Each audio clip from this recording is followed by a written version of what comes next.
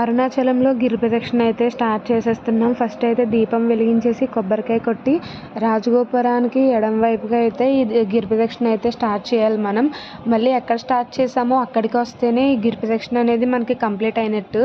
First అయితే ఇంద్రలింగం వస్తుంది. మొత్తం 8 లింగాలు ఉంటాయి. లింగానికి 1.5 కిలోమీటర్స్ దాకా డిస్టెన్స్ ఉంటుంది. మీకు వెళ్ళే దారిలో ఇలా మ్యాప్స్ అయితే ఉంటాయి, ఎటు వెళ్ళాలా, ఎన్ని లింగాలు ఉంటాయి అని. లింగానికి 1.5 కిలోమీటర్స్ దాకా డిస్టెన్స్ అయితే ఉంటుంది. వెళ్ళే దారిలో ఆకలేస్తే చాలా షాప్స్ ఉంటాయి, దాహం వేసినా కూడా. ఇంకా ఫుడ్కి అయితే ఇబ్బంది అయితే ఏమి ఉండదు. మా బుడ్డోడిని నేను మా హస్బెండ్ కొంచెం దూరం ఒకళ్ళు ఎత్తుకుంటా తీసుకెళ్ళిపోయాం. కొంచెం డిస్టెన్స్ అయితే వాడు కూడా నడిచాడు. ఫస్ట్ 7 లింగాలు దర్శనం అయిపోయాక 7వ లింగానికి 8వ లింగానికి మధ్యలో అయితే మోక్ష మార్గం ఉంటుంది. ఈ మోక్ష మార్గం దగ్గర కూడా లైన్ ఉంటుంది. దూరం నుంచి చూడడానికి బాగానే ఉంది, దగ్గరికి వెళ్తేనే పట్టేస్తామేమో అన్నంత చిన్నగా ఉంది. బట్ ఈజీగానే వచ్చేసాం దాంట్లోంచి.